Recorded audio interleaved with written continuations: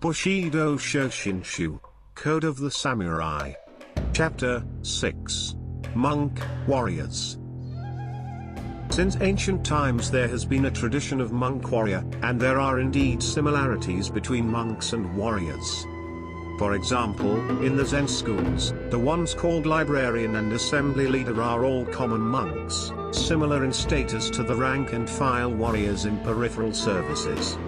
On the next level of monastics are the officers and assistant teachers, who correspond to military officers like the group's leaders of the Knights of a Domain, or the chiefs of the foot soldiers. Now then, even though they are still renunciants, when monks put on colorful religious vestments, hold symbols of authority in their hands, and lead large groups, they are called elders or masters.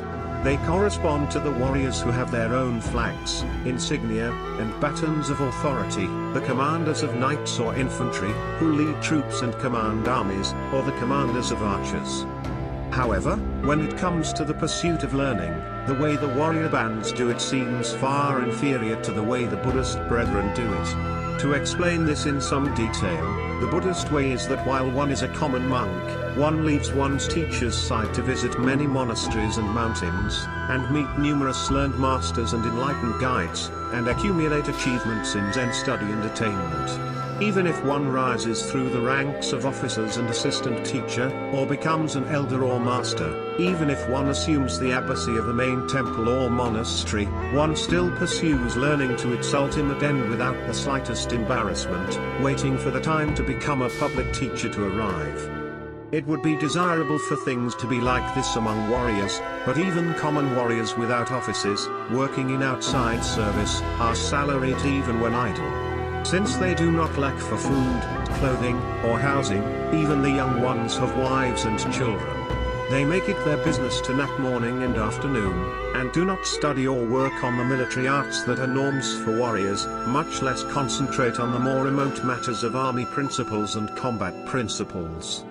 Frittering each day away, as they pass the months and years, their hair goes grey and they start balding. Since they seem to be of appropriate age, they are given emeritus status. If, for example, they become emissaries, they set right out immediately and somehow get the job done, with the help of colleagues. But when there is an unusual mission to a distant province, they are taken aback and filled with anxiety.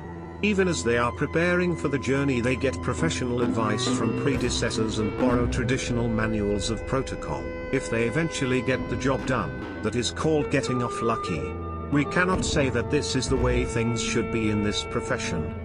To explain this in some detail, the official duties of the warrior caste are generally well defined, so you should learn about them while you have no office yourself.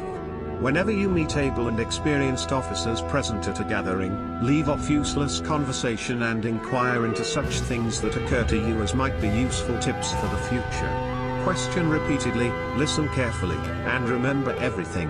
Borrow old manuals of procedure and protocol, even illustrations, and make copies of these for future reference. Thus, if you absorb the general outlines of the duties of the various offices, then whatever office you may assume at any time, it should be easy for you to perform. Furthermore, learning how to do things thanks to seniors and colleagues, and getting things done with their help, is the manner of times of normalcy. In the event of a crisis, in contrast, since you cannot avail yourself of the assistance and guidance of others, there is no alternative but to resolve things by your own individual judgment, for good or for bad. As an example, a military inspector has to know the numbers of enemy troops, the quality of their battle formations and preparations, the security of castles, the advantages of terrain, and the prospects of victory in battle. For this reason, the office of military inspector has traditionally been considered a difficult one. However, if there is some mistake in one's perceptions as military inspector, it is mostly attributed to individual misjudgment.